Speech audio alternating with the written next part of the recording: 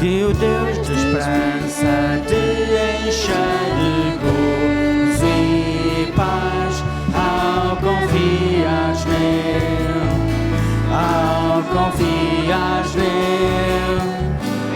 Que o Deus de esperança te encha de gozo e paz ao confias nele, ao confias nele, para que possas transbordar em fé pelo poder do seu Santo Espírito, para que possas transbordar em fé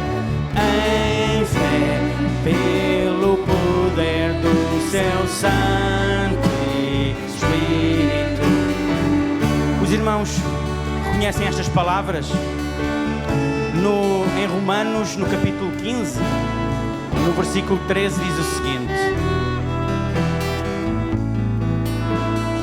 Ora, o Deus de esperança vos encha de todo gozo e paz em crença, para que abundeis em esperança pela virtude do Espírito Santo. Letrinhas pequeninas, mas conseguimos ler. De facto, neste capítulo, o texto bíblico diz-nos que nós devemos agradar os nossos irmãos, agradar o próximo. Um pensamento muito estranho nos dias que hoje correm. Assim como Jesus deixou de se agradar a Ele próprio e se sacrificou por nós, assim nós devemos também edificar o nosso irmão. E esta música fala exatamente sobre isso. E eu peço aos irmãos que se levantem. E enquanto cantamos esta música, cumprimente o irmão ao seu lado. Vá ter com ele, saia do seu lugar, dê-lhe o abraço e diga que o Deus de esperança te encha de gozo e paz. Amém?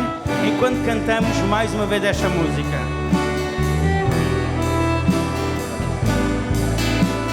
Vamos cantar então, edifiquemos. Que o Deus da esperança te encha de gozo e paz ao confias nele, ao confias nele. Que o Deus da esperança te encha de gozo e paz ao confias nele, ao confias nele. Para quê? Para que possas transbordar em fé pelo poder do seu Santo Espírito, para que possas transbordar em fé pelo poder do seu Santo Espírito.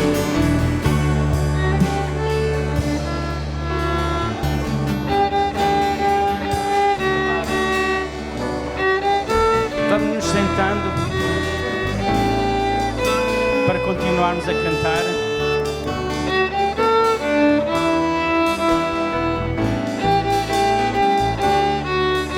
Vamos continuar a cantar ainda em pé esta segunda parte, muito fácil. Pai do céu, eu te amo. Pai do céu, eu te amo. Pai do céu, confio. Pai do céu, preciso mais de ti. Me enche com esperança, com tua alegria. Me enche com tua paz, com teu. Mais uma vez, todos juntos. Pai do céu, eu te amo. Pai do céu, confio. Pai do céu, preciso mais de ti. Me enche com esperança, com tua alegria. Me enche com tua paz, com teu amor. Amém? Vamos ter um momento de oração, exatamente pela nossa igreja, para que de facto possamos, pela nossa união, pela nossa paz, pelo amor que há em nós. E eu vou pedir, eu esqueci-me do nome, ao irmão Manuel, incrível, que possa orar por nós, possa orar por este momento, pela igreja, por cada família, por cada um de nós. Amém. Vamos continuar com a leitura de Atos, no capítulo 4. Vamos ler em uma só voz. E em nenhum outro há salvação, porque também debaixo do céu nenhum outro nome há, dado entre os homens, pelo qual devamos ser salvos. Então eles, vendo a ousadia de Pedro e João, e informados de que eram homens sem letras e indotos, maravilharam-se e reconheceram que eles haviam estado com Jesus. E, vendo estar com eles o homem que fora curado, nada tinham que dizer em contrário. Todavia, mandando-os sair fora do conselho, conferenciaram entre si, dizendo: que havemos de fazer a estes homens? Porque a todos os que habitam em Jerusalém, mas para que não se divulgue mais entre o povo, ameacemo-los para que não falem mais nesse nome a homem algum. E chamando-os, disseram-lhes que absolutamente não falassem, nem ensinassem no nome de Jesus. Respondendo, porém, Pedro e João lhe disseram: julgai vós se é justo diante de Deus ouvir-vos ante a vós do que a Deus, porque não podemos deixar de falar que temos visto e ouvido. Este episódio, descrito em Atos, passou-se entre Pedro e João, quando curaram um coxo e pregaram. Tanta gente se maravilhou que pregaram, anunciaram a salvação. E os fariseus ouviram e eles não gostaram disso e prenderam-nos. No dia seguinte, então, há este episódio que nós lemos. E nada disto é estranho nos dias de hoje, infelizmente, nada disto é estranho, porque há países, mesmo países desenvolvidos, onde é proibido falar de Jesus nas ruas, onde é proibido falar de Deus. As pessoas são presas mesmo. Países onde pregam a liberdade de todos, mas de facto hoje ainda acontece isso. E o que podemos fazer nós? Podemos fazer nós, obedecemos a Deus ou aos homens? De facto, o nosso dever é levantar a nossa voz e anunciar o Evangelho. Amém? E vamos fazer isso mesmo, levantar as nossas vozes com este hino. Levanta a tua voz e anuncia.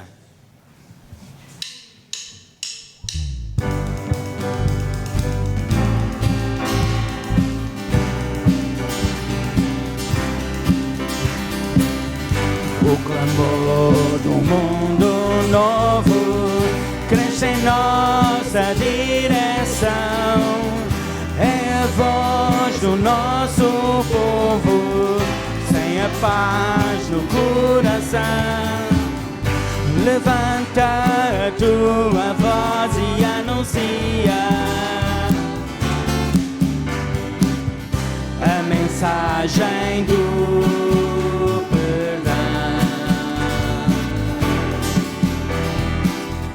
compartilha com alegria. Cristo sal e dá paz ao coração. Para o mundo triste e aflito.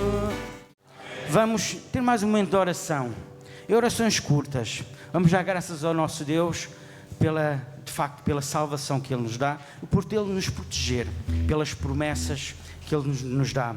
E queria pedir ao pastor Pablo que pudesse terminar este momento de oração. Orações curtas, vamos orar e dar graças a Deus.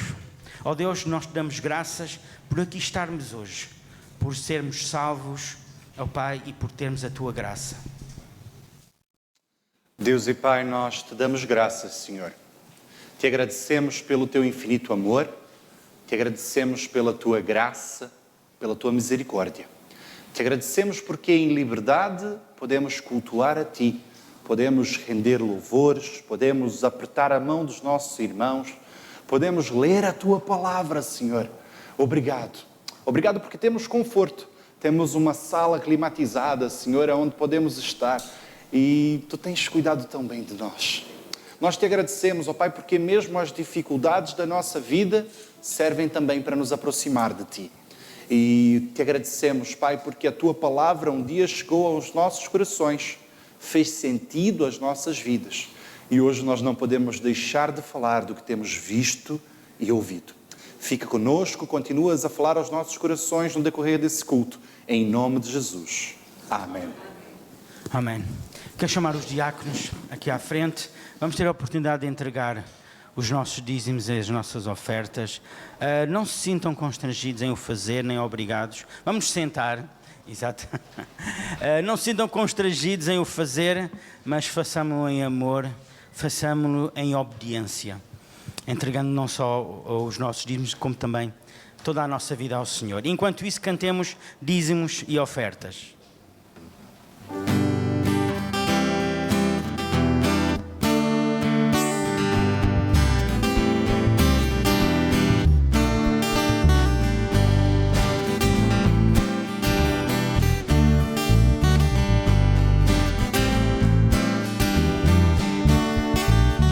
Deus criou tudo que vemos com sabedoria. Ele deu-nos talentos, tudo que somos, tudo que temos.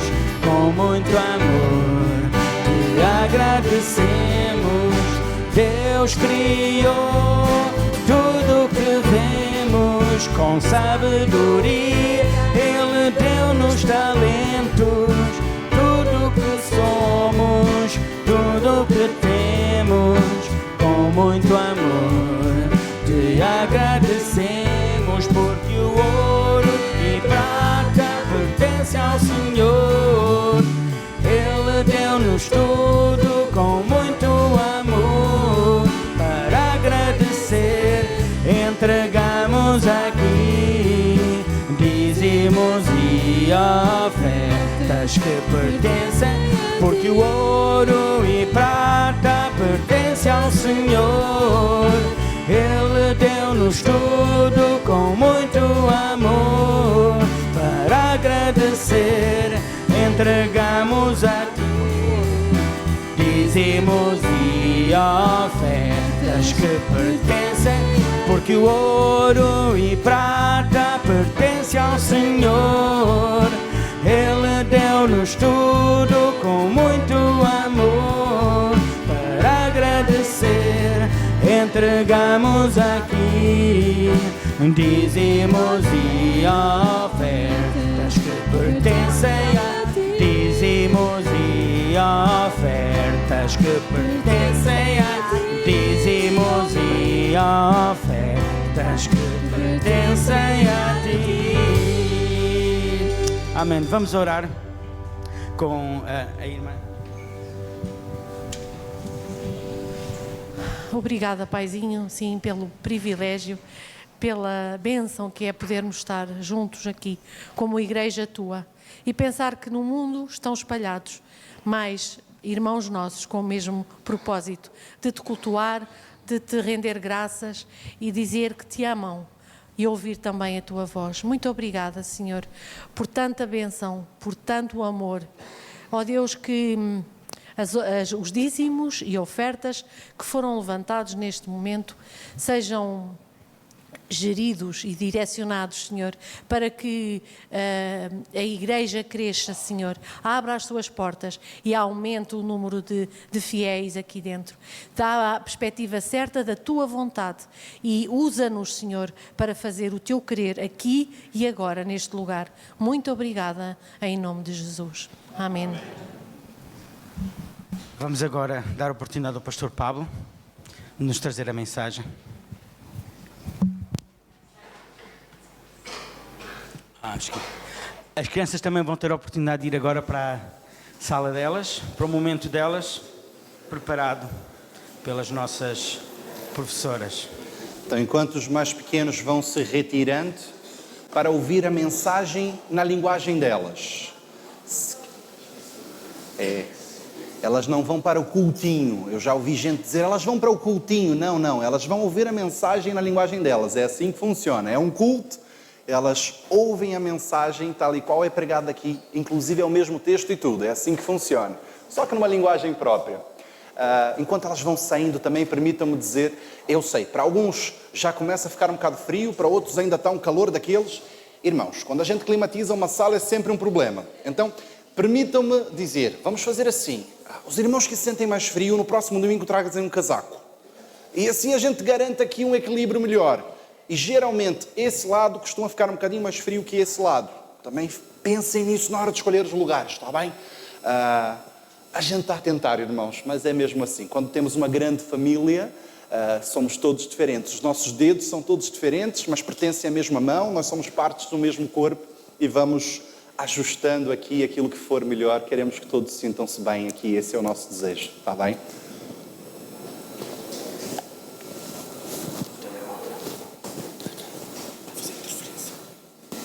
O meu telemóvel está a fazer interferência. Espetáculo. Essas tecnologias. Ok. Então, irmãos, agora sim. Antes de falarmos um bocadinho da palavra de Deus, deixem-me contar um pouco da minha experiência quando eu era um bocadinho mais novo. Eu ainda sou um jovem, mas na altura que eu andei na universidade, os meus amigos todos andavam no ginásio. Sabem o que é o ginásio? Para os brasileiros é academia. Toda a gente ia, como nós dizíamos no Brasil, puxar ferro. Eles andavam ali a malhar o próprio corpo. E eu sempre disse que isso para mim não fazia muito sentido, porque eu gosto da etimologia das palavras. E a palavra malhar quer dizer literalmente infligir dor a. E eu dizia, mas porquê que eu vou infligir dor ao meu corpo? Não faz muito sentido. Eu acho que os irmãos já perceberam que eu não gosto muito de malhar, não é? É verdade, eu não curto muito essa ideia do ginásio, mas como jovenzinho da altura, eu disse, eu também vou fazer isso. Toda a gente aí, ao que parece, as raparigas gostavam exatamente dos rapazes que andavam no ginásio, então eu vou também para lá. E a verdade é que quando cheguei ao ginásio, a primeira coisa que fizeram chama-se uma armadilha. O preço de um mês era muito mais caro do que pagar pelo ano todo. E hoje eu percebo. Porque toda a gente paga o ano todo, mas não vai o ano todo. E assim eles ganham mais dinheiro. Mas lá, como toda a gente, paguei o ano todo. E depois descobri que era preciso uma outra coisa. Para ter algum resultado, não bastava pagar e se matricular, tinha que ir. Essa era a parte lixada. Eu tinha que ir até o ginásio, fazer atividades físicas, coisa que eu não gosto. E ficar ali horas incansáveis. Bem, não eram horas incansáveis, eram alguns minutos, mas parecia uma eternidade. Eu não me dava nada bem com aquilo. Eu tentei muitas vezes. A verdade é que eu cheguei a me matricular em 3 ou 4 ginásios diferentes ao longo da minha adolescência e juventude. E acho que posso contar nos dedos das mãos e dos pés a quantidade de vezes que fui a um ginásio na vida. Eu nunca gostei daquilo. Parecia que os resultados eram demasiadamente lentos. Ou se calhar que não fazia assim tanto sentido. E de repente eu via os meus amigos que tinham entrado há pouco tempo no ginásio a ganharem grandes corpos. E eu fui perguntar o que é que eles faziam que eu não fazia. E percebi que eles andavam a tomar lá umas coisas, a injetar umas cenas, e que aquilo podia fazê-los ganhar muito mais massa. E nem estou a falar do whey protein e coisas do gênero. Estou a falar mesmo de coisas, substâncias mais perigosas. Eu disse, não, isso não faz sentido. O preço é muito alto. E eles diziam, lá vem tu, mão de vaca. Eu disse, não, o preço é alto que eu vou ter que pagar, porque isso para a saúde é uma bomba. Aliás, é mesmo assim que nós chamamos esses produtos no Brasil, bomba. Eu disse, eu não vou fazer isso, vai estragar a minha saúde física. E é verdade, eu tenho um amigo que literalmente chegou à beira da morte por causa desses produtos. E eu decidi que não valia a pena. Sinceramente, achei que não fazia sentido. Embora hoje os médicos dizem que se eu tivesse andado no ginásio, não para impressionar as garotas, mas para a minha saúde tinha feito muita diferença. Não sei se vocês já ouviram a mesma coisa dos vossos médicos. Faz uma atividade física, vai fazer alguma coisa. Eu ouço com frequência. Bem, a verdade é que o texto que nós vamos olhar hoje vai falar exatamente sobre a ida ao ginásio. Querem ver? Abram as vossas Bíblias em 1 Timóteo. capítulo 4, e vamos ler os versos 7 e 8. 1 Timóteo 4, versículos 7 e 8.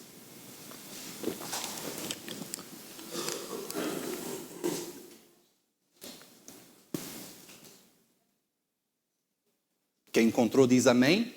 Amém. Quem não encontrou diz de misericórdia. Então vamos lá. Diz assim a tradução que tenho em minhas mãos. 1 Timóteo 4, versículos 7 e 8. Mas rejeita as fábulas profanas e de velhas caducas e exercita-te a ti mesmo em piedade, porque o exercício corporal para pouco aproveita-se, mas a piedade para tudo é proveitosa, tendo a promessa da vida presente e da que há de vir. Vamos orar? Deus e Pai, eis aqui um pequeno trecho da Tua palavra lida. Eu te peço, Senhor, em nome de Jesus, que use a minha vida hoje para falar à Tua igreja, para nos mostrar aquilo que nós precisamos saber e aquilo que nós devemos fazer. Que não seja a minha incapacidade humana um limitador para o que Tu queres fazer nessa manhã na vida dos meus irmãos. Em nome de Jesus. Amém. Ok. É um texto curioso. E confesso, já usei deles muitas vezes. Quando os tais médicos dizem que eu tenho que fazer atividade física, eu digo, isso tem pouco proveito. A Bíblia diz. Não é bem assim. Vamos lá entender o contexto. E a verdade é que ele começa por alertar Timóteo. E permitam-me mais uma vez relembrar, já tem muito tempo que a gente não diz o para que essa carta foi escrita e temos muita gente nova a chegar. Portanto, a carta de Paulo foi escrita a Timóteo, o seu pupilo, o seu aprendiz, aquele que ele mandou para direcionar a igreja de Éfeso, que era uma grande igreja, e Timóteo tinha uma grande missão, sendo um jovem. Ele era mesmo um jovenzinho. Mais à frente ele vai dizer, olha, que ninguém te rejeite por ser um jovem. E Timóteo tinha, assim como os jovens da altura, também as suas paixões, os seus desejos, mas tinha acima de tudo o desejo de servir a Deus. E a igreja que ele tinha que dirigir era uma igreja muito complicada. Lá no primeiro capítulo, quando nós estávamos a estudar, nós vimos que lá por dentro começaram a se levantar umas heresias, umas fábulas profanas. Basicamente, alguns irmãos já não sabiam o que era real e o que era imaginário. As pessoas começavam a contar histórias fantasiosas e começaram a dizer que aquelas fantasias eram verdade. E ao mesmo tempo começaram a olhar para as verdades do que é a palavra de Deus e dizer que se calhar eram fantasias. E alguns começavam a dizer que Jesus não tinha ressuscitado. Outros diziam, ainda nos nossos dias, que se calhar a terra nunca teve um dilúvio, não é? Como é possível? Outros vão dizer que não, Jonas e o peixe, isso é uma história de crianças, não é uma história real. Meus queridos, vamos assentar um ponto importante. A Bíblia é a palavra de Deus. O que nela está escrito é verdade. Não são histórias com E para contar para os miúdos dormirem. São histórias com H que nos ensinam coisas fantásticas. Sim, temos livros poéticos na Bíblia. Temos coisas que a própria Bíblia classifica como algo que não aconteceu, mas poderia. Agora, as histórias que ela conta como sendo verdade, realmente, de facto, aconteceram. E o primeiro alerta que Paulo vai dar a Timóteo é exatamente esse nesse capítulo. Ele diz, olha, tu rejeita as fábulas profanas. Nós vivemos num mundo onde no dia a dia nós somos confrontados com muitas ideias. Querem ver a primeira delas? Universalismo. Já ouviram falar?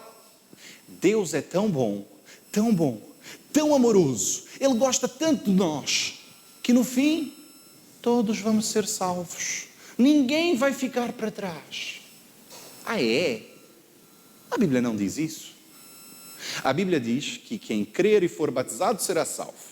Aquele que confessa o Senhor Jesus como Senhor e Salvador vai ser salvo.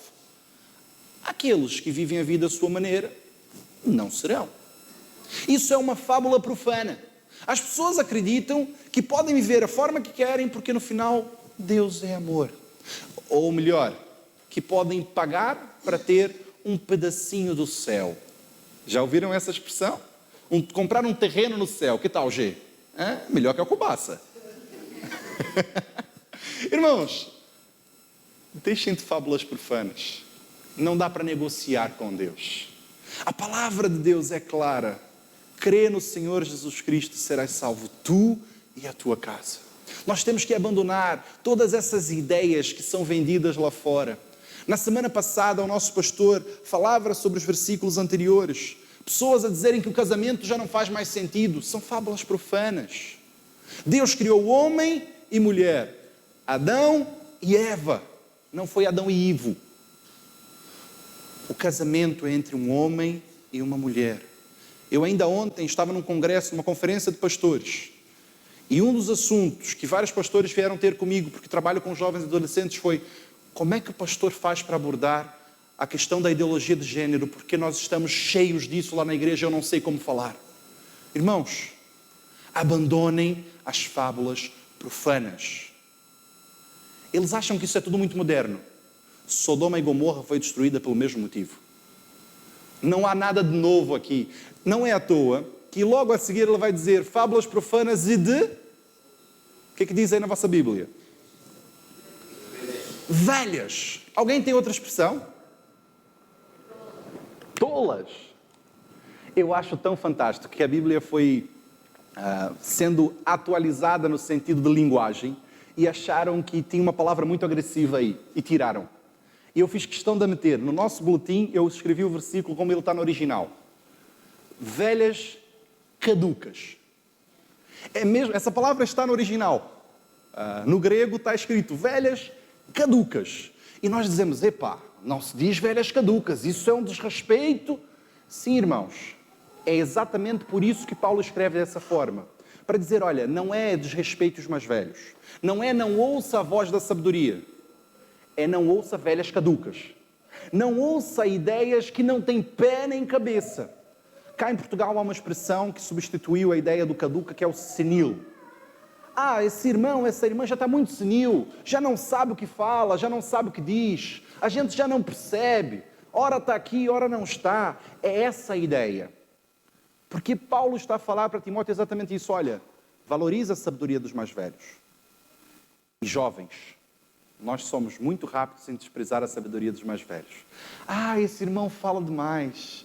Nossa, fulano está a me ligar, eu vou perder agora aqui 1h30 no telefone, porque ele gosta tanto de falar, é a idade. Aproveitem a sabedoria dos mais velhos. Eles já viveram muito mais que tu e sabem muito mais dessa vida do que tu. Mas o que Paulo está a dizer a Timóteo é, mas aquelas pessoas que começam a ter fábulas, que começam a deixar de estar aqui, por isso ele usa a expressão velha caduca, essas questões que não têm lé nem cré, não têm pé nem cabeça, abandona isso de uma vez por todas. Não vale a pena insistir nisso. E de repente, parece que ele vai dar uma desconectada completa no versículo a seguir. Ele está a dizer para abandonar velhas caducas, ele vai dizer que ele deve exercitar a si mesmo na piedade, porque o exercício corporal é de pouco proveito. Por quê? Do nada. De onde é que ele tira essa ideia? Timóteo era um jovem. Timóteo estava sujeito às paixões que os jovens estão. E o exercício corporal para atrair raparigas não é do nosso tempo.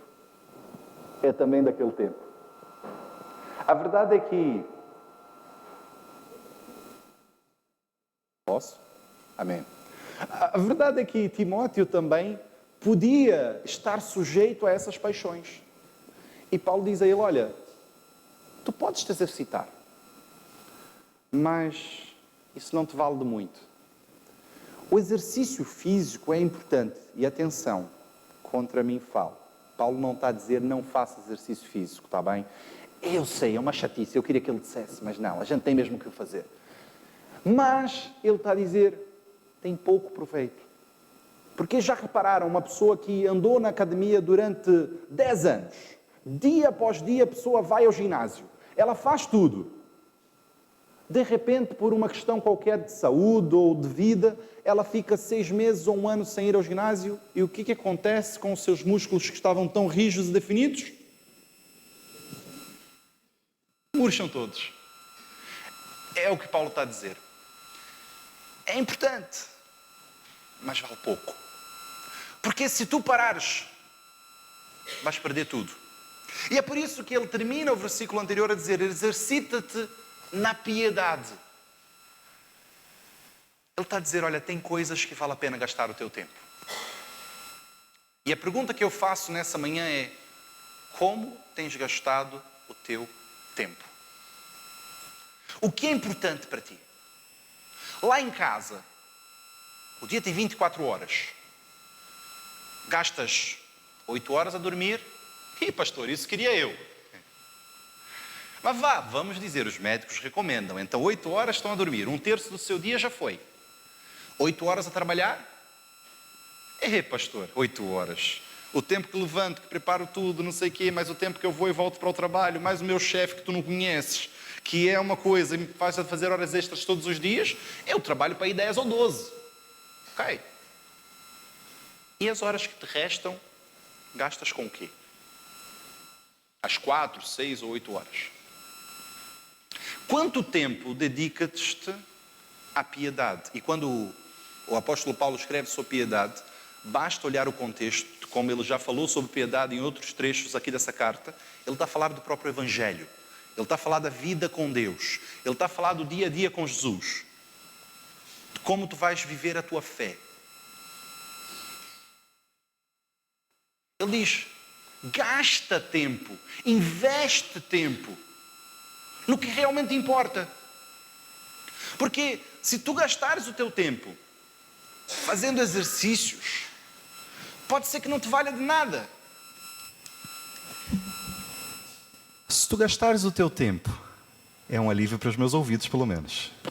Glória a Deus. Se tu gastares o teu tempo somente gastando exercícios físicos, somente gastando o teu corpo, ok, pode ser que a tua saúde melhore um bocadinho. Pode ser que para essa vida de 60, 70, 80, 100 anos que tu aqui vais viver, até te faça algum benefício. Mas e a tua vida eterna? Para sempre? Já alguma vez pararam para pensar na eternidade? Eu confesso, quando eu era criança, eu sempre fui muito curioso. E eu tentei perceber a eternidade, sendo uma criança, não é? Obviamente não consegui chegar lá. Mas comecei a tentar pensar e mensurar na minha cabeça o que seria a eternidade. Até que o meu pai me deu uma definição que eu achei fantástica. Ele diz: imagina um bloco de betão de 1 metro por 1 metro, um grande quadrado, um cubo. E todos os dias, às 7 da manhã, um pequeno beija-flor vai até aquele bloco de betão, dá uma bicada e vai-se embora. No dia a seguir, aquele beija-flor vai de novo ao mesmo ponto, dá uma bicada e vai-se embora. Às 7 da manhã, dia após dia, aquele beija-flor faz exatamente a mesma coisa. Quanto tempo aquele beija-flor vai demorar para atravessar esse bloco de betão? Isso é muito tempo. Eternidade é mais ou menos isso. Só que é muito mais que isso, porque realmente não acaba. Já pensaste na eternidade? Tu vais viver para sempre. Não sou eu quem diz isso, é a Bíblia. Tu vais viver para sempre. Há uma eternidade preparada para ti. E Deus que te ama, deseja que tu vivas a eternidade com Ele, no céu, onde não há dor, não há choro, não há pranto, nem ranger de dentes. Aonde há uma vida fantástica, que não é preciso sol e nem lua, porque Ele vai iluminar a cidade. A sua presença basta. Nós vamos cantar louvores, nós vamos adorá-lo, nós vamos ter tudo o que precisamos.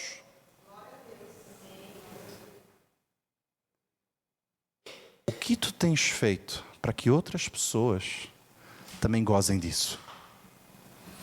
Isso é exercitar a piedade.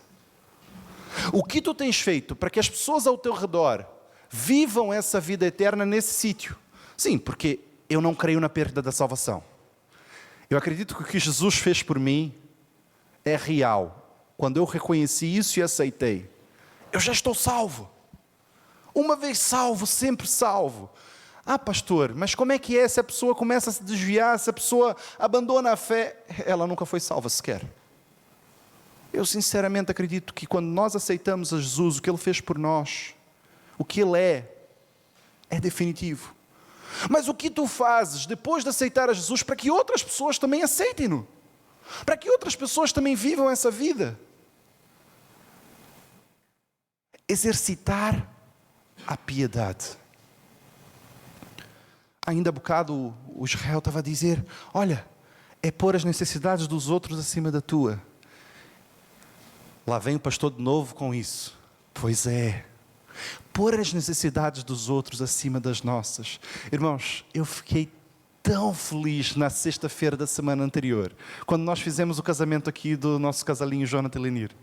A forma como as pessoas se envolveram, a forma como cada um dos irmãos colaborou, a forma como alguns irmãos que não tinham condições financeiras, mas disseram, pastor, eu quero participar de algum jeito, eu quero vir aí arrumar, eu quero vir limpar, eu quero fazer alguma coisa, eu quero participar desse momento. Isso é exercitar a piedade. Isso é demonstrar o amor cristão. Lá no trabalho, quando toda a gente faz só aquilo pelo qual ele é pago para fazer, e tu dizes, epá, não me custa nada fazer isso aqui também. Tu estás a exercitar a piedade. Tu estás a mostrar o amor de Jesus no teu ambiente de trabalho. Lá em casa, quando os filhos estão a nos acabar com o juízo, e tu só apeteces mandá-los para o quarto, mandá-los embora, mas tu paras, respiras e dizes, epá, são crianças, eu já passei por aí. Vamos lá conversar com eles, vamos lá entender o que se passa, vamos agir com amor e piedade, ao invés de agir com violência. E não estou a dizer para não bater nos filhos, isso aí é coisa dessas modernices. A Bíblia diz que o pai que ama o filho usa a vara, é isso que eu defendo. Não a usa em tempo de ira, mas nós corrigimos as nossas crianças. Mas sabem, agir com piedade, basicamente é fazer aquela velha pergunta, o que Jesus faria se Ele estivesse aqui no meu lugar? Ou outros pastores vão dizer, não, o que é que Jesus fez e qual é o exemplo que eu tenho que seguir? Porque na prática é isso, irmãos. O que essa palavra está a nos dizer é exatamente isso. Paulo está a escrever a Timóteo, olha, tu podes andar na academia, tu podes andar no ginásio, tu podes gastar o teu tempo fazendo isso, tu até vais ver algum resultado. Mas isso tudo passa. Quando o que tu devias gastar o teu tempo, as tuas energias, o teu foco, era cuidar de pessoas ao teu redor. E não é à toa que Timóteo vai gerenciar, vai presidir, vai pastorear uma das maiores e mais importantes igrejas daquela altura. Nós somos desafiados a cuidar de pessoas. Mas, tal e qual no ginásio, aparecem pessoas a dizer que há umas fórmulas. Há umas coisas que nós podemos fazer que de repente a gente consegue resultados rápidos. Começam a surgir ideias que, não, ler a Bíblia todos os dias, não precisas disso. Vou-te dar aqui 2 ou 3 canais do YouTube, vais assistir às pregações desses pastores, eles são fantásticos e já está. Esquece lá.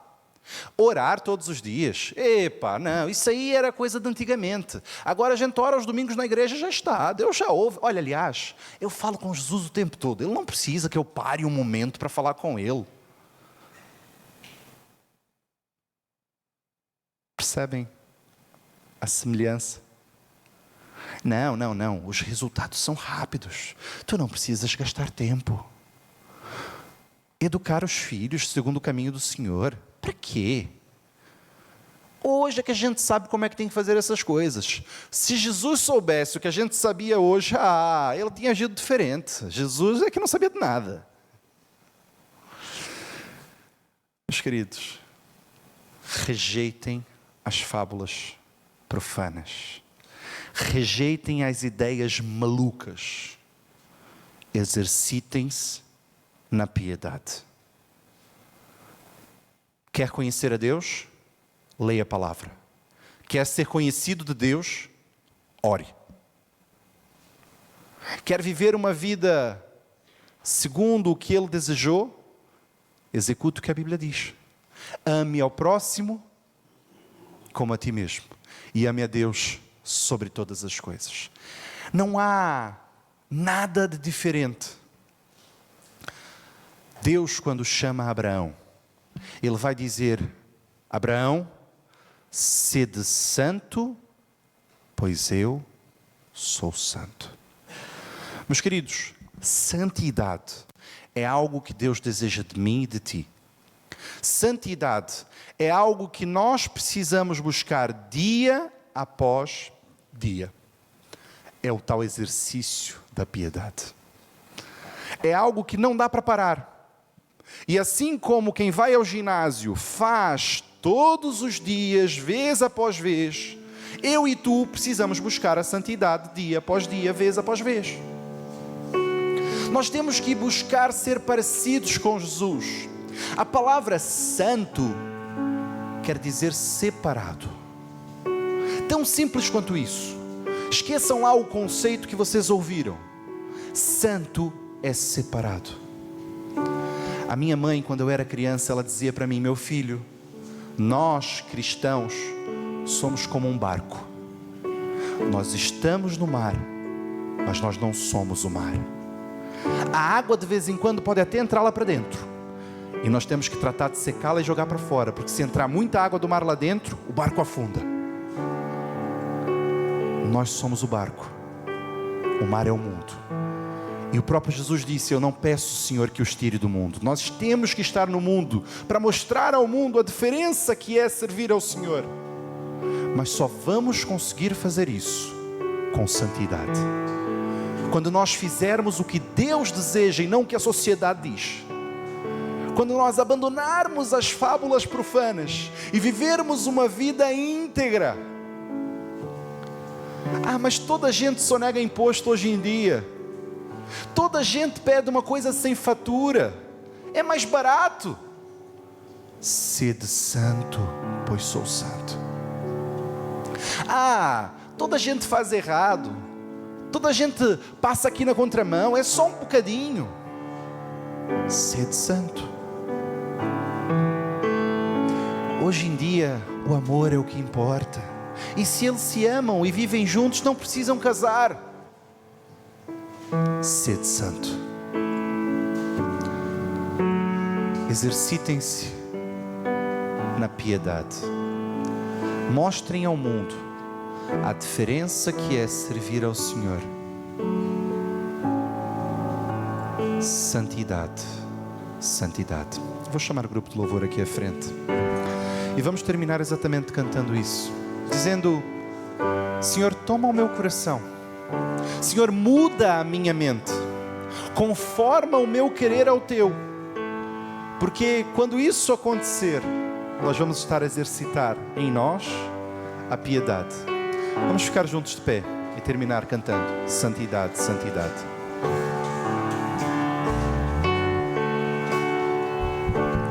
Santidade, santidade é o meu desejo. Santidade, eu preciso.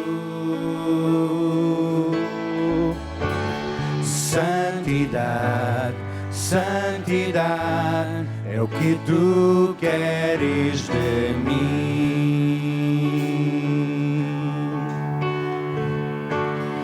Fidelidade, fidelidade é o meu desejo. De fidelidade eu preciso. Fidelidade, fidelidade é o que tu queres de mim. Santidade, mais uma vez, vamos cantar. Santidade, santidade é o meu desejo. De santidade eu preciso. Santidade, santidade é o que tu queres de mim. Fidelidade, fidelidade, fidelidade é o meu desejo de fidelidade. Eu preciso fidelidade, fidelidade é o que tu queres de mim. Toma o meu coração. Toma o meu coração. Deus e Pai, eis-nos aqui, Senhor. Nós reconhecemos que muitas vezes nós não somos santos, Senhor. Muitas vezes o caminho mais fácil é atrativo para nós. Muitas vezes o caminho estreito é custoso demais e nós fazemos tal e qual a toda a gente. Mas nessa manhã, Senhor, nós queremos te pedir perdão. Queremos reconhecer que nós falhamos, Senhor. E queremos te pedir, toma o nosso coração, muda a nossa mente e conforma o nosso querer ao teu, Senhor. Tal e qual Timóteo, quando ouviu as palavras de Paulo, queremos ouvir as tuas palavras e obedecer. Deus, que eu e os meus irmãos saiamos desse lugar renovados, transformados, cheios de ti, Senhor. Preparados para fazer a diferença, preparados para marcar a nossa geração, preparados para demonstrar o teu amor e a tua fidelidade aonde nós estamos inseridos. Usa, Senhor, a tua igreja para louvor da tua glória. Fica conosco, cuida de nós, em nome de Jesus. Amém. Podem-vos assentar e com uma oração silenciosa estamos encerrados o culto dessa manhã.